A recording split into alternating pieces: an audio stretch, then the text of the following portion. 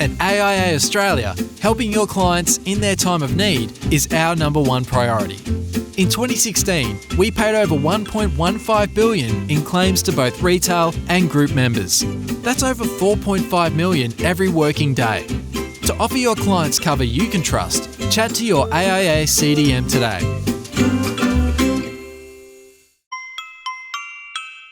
So, how's it all going, by the way? What? The new business. Oh, that thing. Yeah. Really Have we good. started? Yeah. We actually started ages ago. Oh, good. I Yeah. hope the singing was fun. Yeah, it was. How's it all going? Really well. Yeah. I think everything that we planned for is kind of, everything's kind of coming to fruition. I'm not going to lie, some days I come in quite overwhelmed, but Jess is head of Fox Hare wellness program, so The wellness, the employee wellness. I make us take deep breaths and to celebrate. Do you guys do like morning yoga? We've we been were just discussing talking more about it. Yeah. Stop it. once a week. We wanted. Well, it's just so easy to be completely overwhelmed by everything because it's a never-ending list, and it's actually really important that you don't think about everything because it's just too much, and it's super easy to just be frazzled and not be productive at all. Totally. So I think, having, it sounds stupid, but, having some time out to go to yoga, or I've downloaded this Smiling Minds app to try to make us both do some kind of deep breathing and meditation. He thinks I'm crazy. Haven't bought into that one. Yeah. Is that like Headspace? Similar to Yeah. Headspace, Smiling Minds. So it's like short meditation, like spoken meditation sessions to try to calm you down. Right. Because I can feel, you can feel when there's a lot going on, but it's exciting as well. So there's that adrenaline that just pushes you through. And you went straight from employment. I think you had about a half an hour of getting used to the job An hour and a half. An hour and a half. Oh, you guys started at 8 o'clock. 6:30. We start at 6:30. Like as in you start the concept of waking up from REM sleep. No. Like as in, like as in your brain goes, maybe I'll wake up in, half an hour or something like that. Like we're buzzing into the door At 6:30. Yeah. Well, no wonder you need yoga. For God's sake. Yeah. But I mean, we do it a bit different. Like a lot of people, I feel, stay quite late, but we're usually out the door by kind of 7:30. So it's still a long day. Yeah. 7:30 a.m. So you start at 6:30 and you're out the door at 7:30. I like that. Expected clients, I like that. No. 6:30 in the morning to 7:30 at night. Yeah, generally. You go to the gym and I stuff. go to the gym in the middle of the day and whatnot. Sure. Were you guys doing 6:30 starts at your respective jobs prior? I did on an ad hoc basis. I just find that between 6:30 and 8, like I can steamroll so much of my admin because the phone doesn't ring and like for me, I'm a morning person. So in the morning, my brain's going. So I just, write a to-do list the night before so that when I come in, it's there. Yeah. And then by 8 o'clock, I've smashed, half of it, which is good. What? Yeah. That's insane. We don't really live by, we're trying to kind of shake the concept that you have to work from 8:30 to 5:30 or Monday to Friday. If we want to have a Monday morning off to do something specific, we do, but then we work most Saturdays. Yeah. Well, you guys are business owners now. You have the freedom to work all the time. Yeah. We're embracing that. We're embracing the freedom. But that's a good point. Like, a lot of our clients want to see us on Saturday. Yeah. Because it's super convenient for them. They can come in their gym gear, bring their dog, bring their little ones. You guys doing client meetings on a Saturday? Every Saturday. Every Saturday. Our Saturdays are booked in for the next, up until Christmas, really. Yeah. But that's fine. Like I took yesterday morning off. Yeah. And clients are willing to come see you. We're in Surrey Hills. It's not like they have to go into the CBD, which is quite, drab and sterile on the weekends. Like they come, they grab a coffee. And the people we're meeting with this weekend, they're bringing their kid. Like it's the office space that we're in is I suppose a little bit more welcoming to that. But like to your point about being a business owner, like why wouldn't we? Yeah. It's just another day. 100%. No. I love it. I'm really impressed by it. I don't know any any advisor that sees clients on a Saturday. Saturday, we work from about 8 until 2 on a Saturday. Yeah. So that, but that is super convenient, particularly for couples. Like, people are busy during the week doing their work. They're busy being, in work frame of mind. Yeah. So weekends, if they can, get them a coffee, they come in at 9, get it all done. They walk out of here thinking gear. They're really happy, and people are so excited, going, "Oh, I'm really glad you can see me on a Saturday."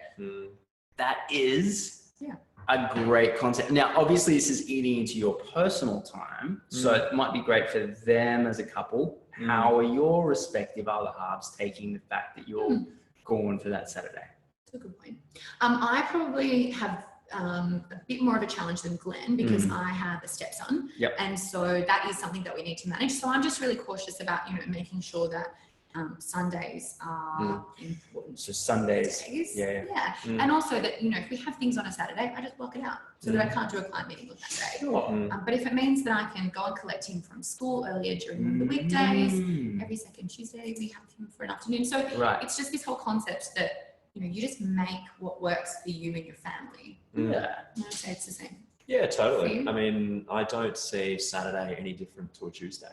Sure. You know what I mean? It's every day is the same. Yeah. Similar to Jess. So Sunday is our day where neither of us work. Family day.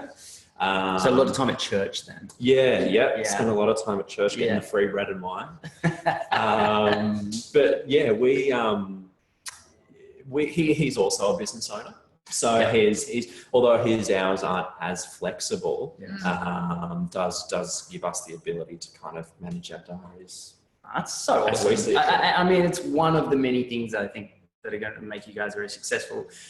And you're, essentially new to this profession, right? Although you've worked in and around it for collectively, I'd imagine 15 years or something. 22. 20. Oh, God. 22, I think we worked out. You guys are really old. Yeah. We're really old. We have lots of face cream. It's actually, I was thinking about the other day, I was talking about, because I'm doing something new as well. And the concept of, well, if it doesn't work, it's okay. Like, I got a lot left in me. And as I said those words, the concept, you're mid-30s now, Clay. It really dawned on me more than any other time in history. We're now old. So, But I mean, Old as fuck. yeah. I don't know. Like, we are so excited at the moment, and there's probably so much adrenaline that we're like, this is amazing.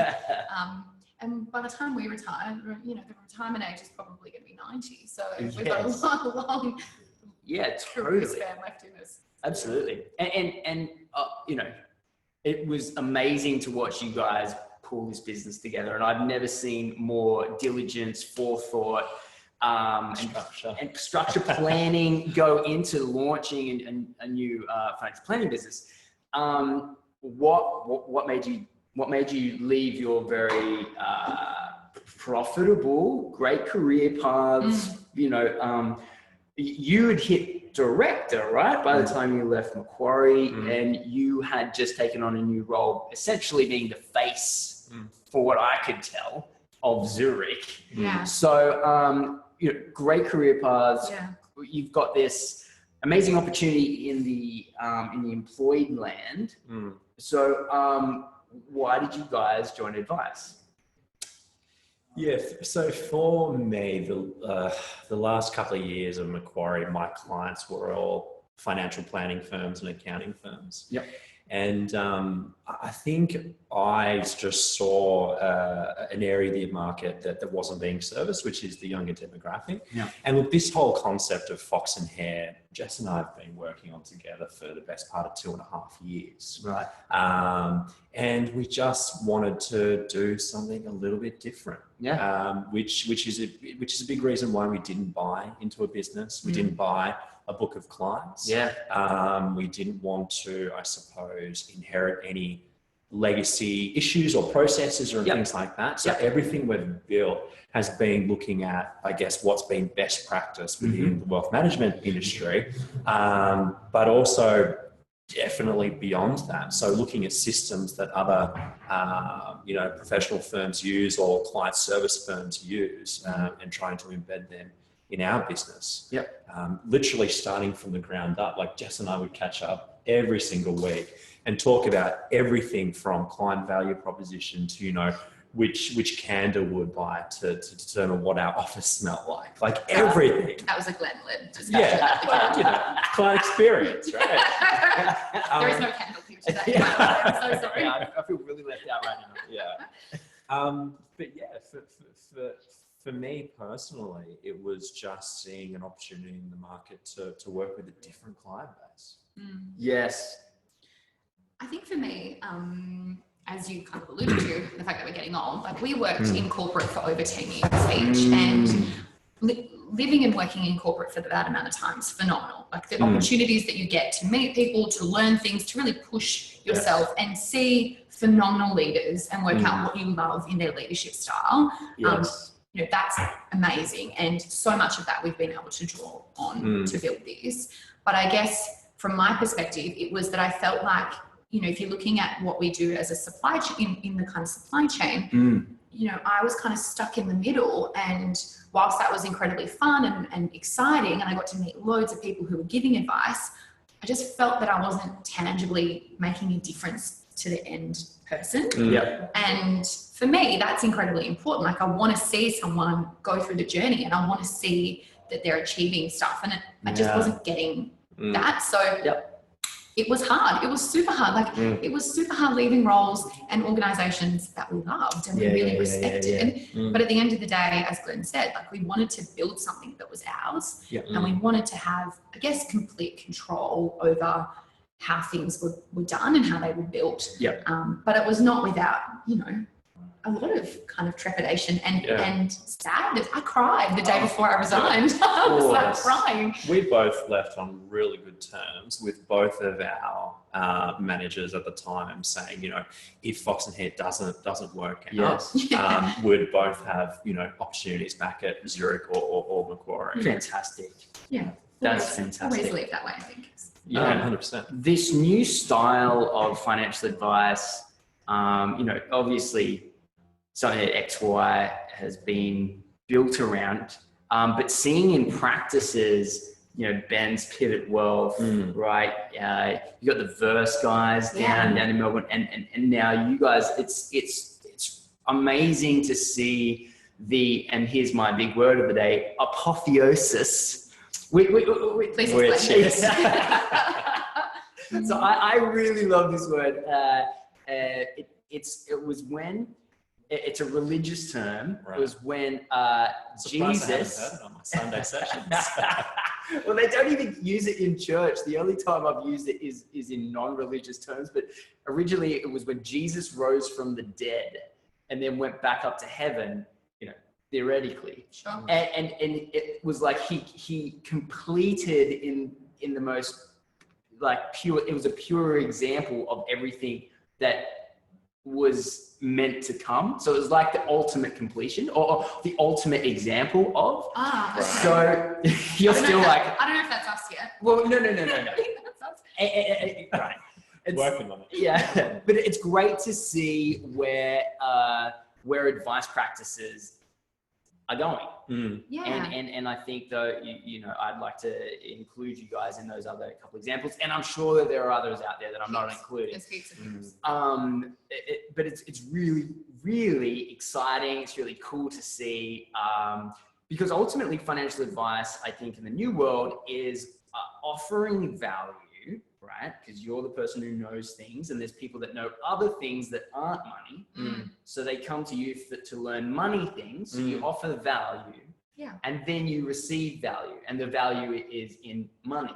Sure. So it's just an exchange of value. And the fact that we've seen since FOFA that separation between product and what financial advice is capable of, and to see these companies with no legacy like you guys, I love it. I fucking love it. Yeah. Well, people think we're crazy.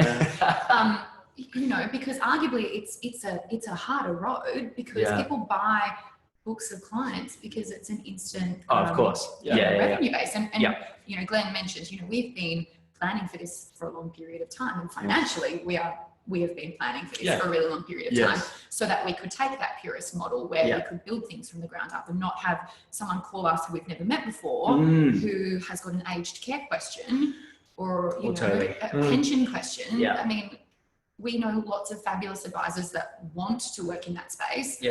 Why would we want, you know, we shouldn't be helping a client with that because that's not our core skill set. Totally. I think it puts the pressure on, right, to achieve, which then opens up this, Tell me about it. which then opens up this, you know, realm of possibilities. Then what can we do to add value to someone's life regarding money and money decisions, or life decisions, and life decisions, money decisions. So you ultimately, the ultimate value is how can I improve this person's life? And that's where the conversation is centered around, rather than someone else rolled out of that product and we purchased. Damn. You know, and like full transparency, when I started my company, which I don't have anymore, but I didn't even know that there was another way. Right. So if we go back 4 or 5 years, when I was in the process of starting a company, none of these conversations were happening, and that was only 4 or 5 years ago. Because that was the norm. Correct. And it still is the norm. Absolutely. You know, and so I did it, and then during that time had this big transition, which was mind-blowing because I'd grown up in this framework of this is how you start a company. And literally after I'd started it, then the conversations were, did you know you can do this? And then as the moment that we were having these conversations, I remember going back and having these early conversations with Ben before he'd started his practice. Our minds were blown, you know, the concept of, wait a second, you can charge an advice fee. What do you talk about? You know? People are still grappling with that. Totally. Absolutely. I think we often talk about, I suppose, our biggest challenges. And in terms of the clients that we want to work with, they have never seen an advisor before.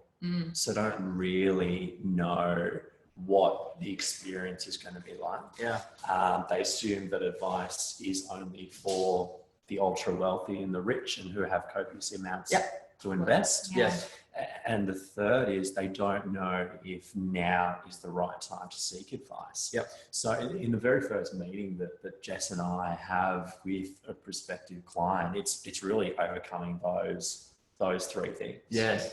And talking about the fee, to your point around advice. 100%. Yes. What is this person required to pay in order to get these benefits? So we articulate what the value proposition is, because as Glenn said, a lot of them are like, well, I don't have 200K sitting in my bank account. What am I doing? You know, why would I come and see you? What's the value? Totally. But similarly, you know, we want our clients to know from a transparency perspective, this is what you pay. And that's why we've got 3 different coaching programs. What are you doing? Because it's what's really interesting. Oh, it's not that interesting. It's kind of a little bit old and dated conversation now, is this concept of what is my CVP? What is my client value proposition, right? Like the reason that the industry has had this conversation for so long is because it hasn't known what to do other than take an income, right? And so if you guys are clear, how are you able to make that clear? Just using that point that you just made around, if I don't have to, you know, if I'm not really wealthy, but they're still coming in for a meeting. So you've obviously done something to communicate that value before they have entered the room. What is that? What are you doing? Well, people are coming in for lots of different reasons, and I think they're each unique. I think the main thing is that all people have financial aspirations of some kind. Typically, we haven't, in the financial advice sector, you know, looked at all of them because there wasn't an underlying product that we could give them for that. Yes. So if someone wants to travel for 12 months or they want to buy their first home, that, you know, and even cash flow management, you know, that wasn't scoped into the advice, which is kind of crazy for our client base because that's what they want help with. So the fact that each of them have financial aspirations, it's really, a lot of them are coming to us because they just don't have a game plan.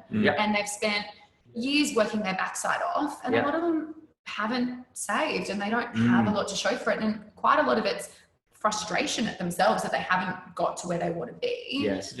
And we just meet with them initially for a coffee, really cash, and we just ask them some really simple questions about, you know, what's frustrating you about your situation at the moment? You know, where did you think you would be? How off track are you? And if you keep doing what you're doing, do you think you're going to get kind of where you want to be? And it's pretty easy to see their brain ticking and them say, you know, no, like I haven't really got myself where I want to be. And if I keep tracking the same way that I've been tracking, I'm not going to get there. And so for us, it's really easy to say, well, you know, this is what we would do for you. And this is how we would make sure you get there. Then clients go, amazing, like I can see the value really. How good's that? Totally, You just have to make it really bespoke to, you know, I don't want to talk to 35-year-olds about their retirement plan. Right. Like, yes, we need to consider it in our strategy, but they're not interested in that.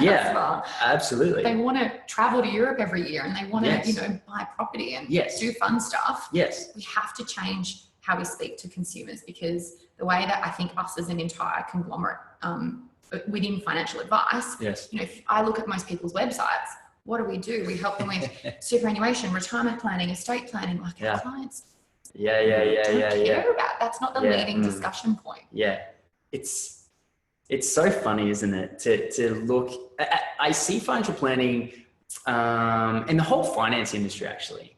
It hasn't needed to be, you know, modern and up to date and follow this client-centric point of view because it's such a profitable industry, right? And, you know, what other client facing industry hasn't really evolved in its communication to the masses since the 70s? I would say one, and I would say medical. You know, the medical profession, like you book to see a specialist, they have to fax them information, like they are in the same, they're fat and happy, right? Like they make money, whether, you know, they've got clients waiting, you know, you've got to call the other reception, like it's just as antiquated. But apart from that, there are very few. And I think the point to that is that will not be the future. Totally not. And the kids of people's current clients are not going to want advice delivered in the same way. Oh my God, no, not even close. Even what I think is quite funny now is we've got a generation of advisors who are looking to exit the industry with these old school businesses, right? And they're going to look for buyers, right? They're looking for who I was 5 years ago, right? But there's less and less and less of me 5 years ago, and there's more and more and more of you guys today. So, you know, a part of me is a little bit concerned because I know some older advisors that I actually really like. They're really cool guys. Yeah, of course. But when they talk about valuations, they're talking about valuations as if they were 5 years ago or 10 years ago. You know, I've got a mate and I love him to death, and he's in his 60s and he makes $1 million a year and yada, yada, yada. And he wants 4 times annual revenue for his business. And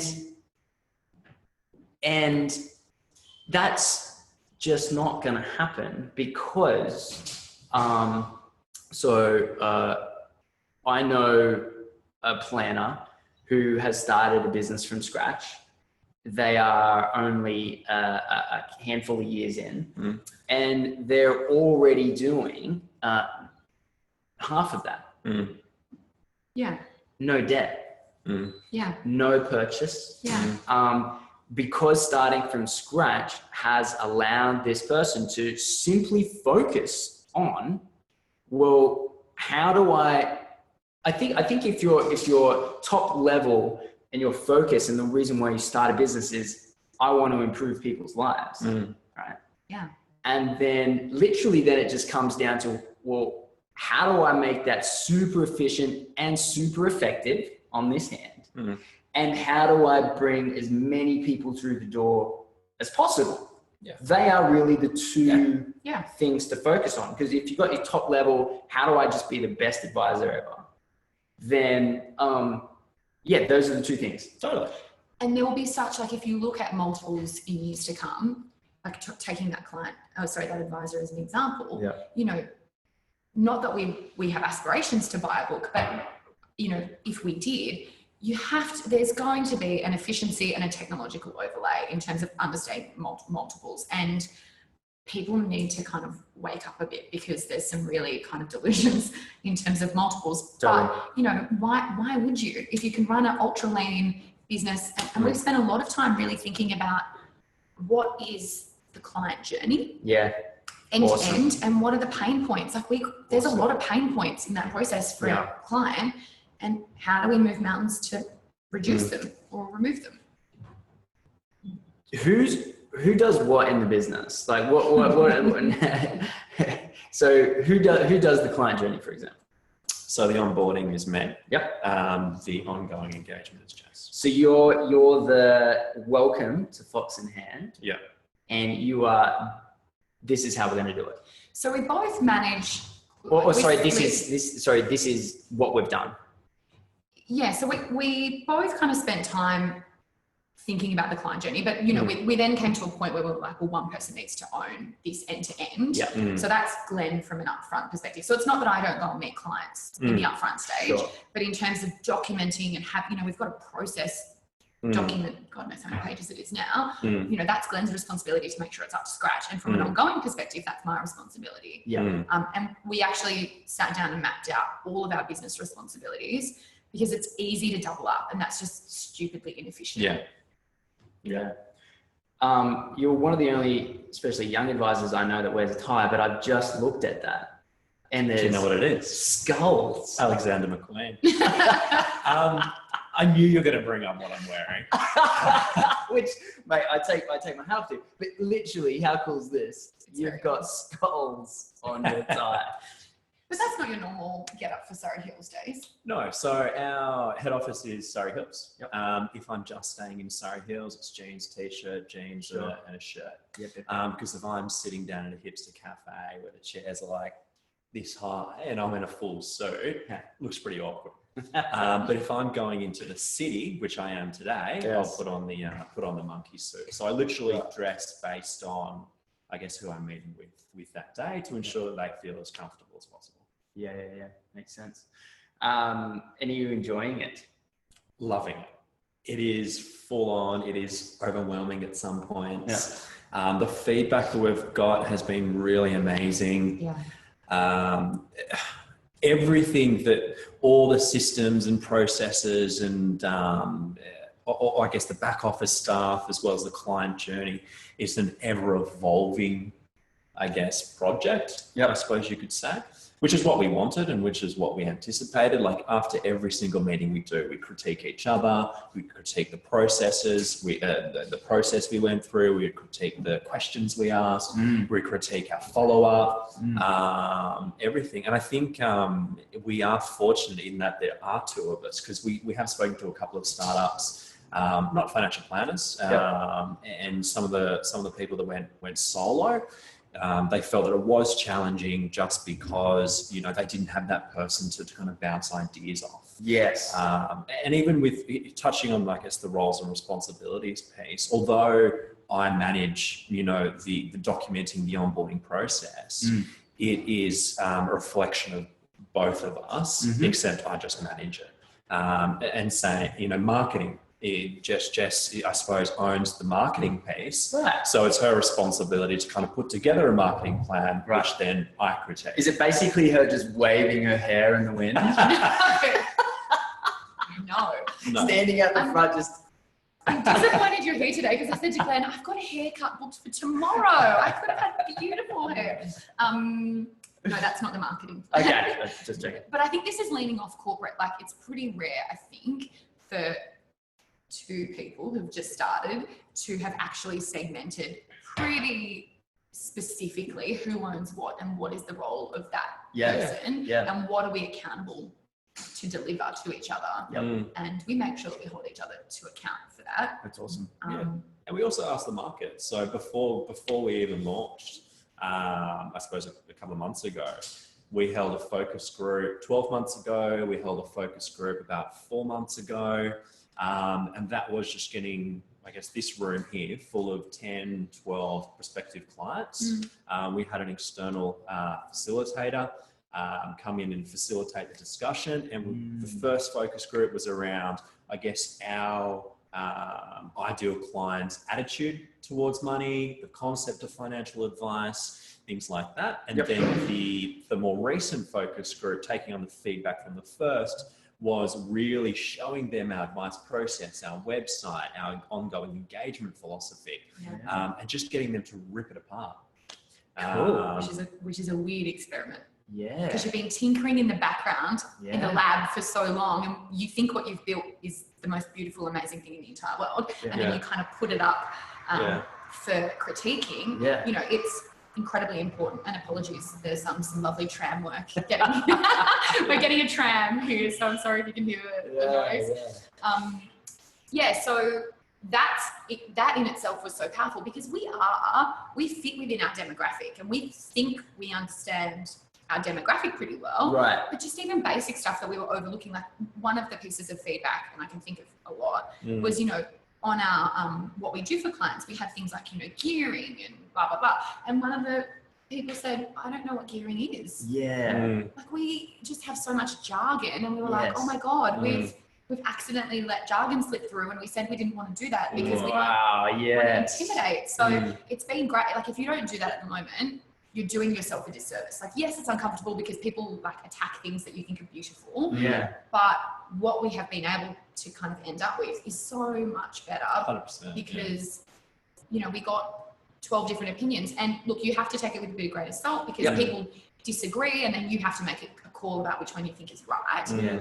But the learnings were profound and amazing, and it was definitely worth doing. And we want to do it continually. I think the interesting thing for me off the back of that focus group was a lot of the stuff that Jess and I were grappling with. So we were pretty confident in terms of what we're doing up to around, I suppose, say 75%. There was 25% we weren't sure which way we were going to swing. And then after that focus group, we were really clear in terms of how we're going to move forward. How does someone organize something like this?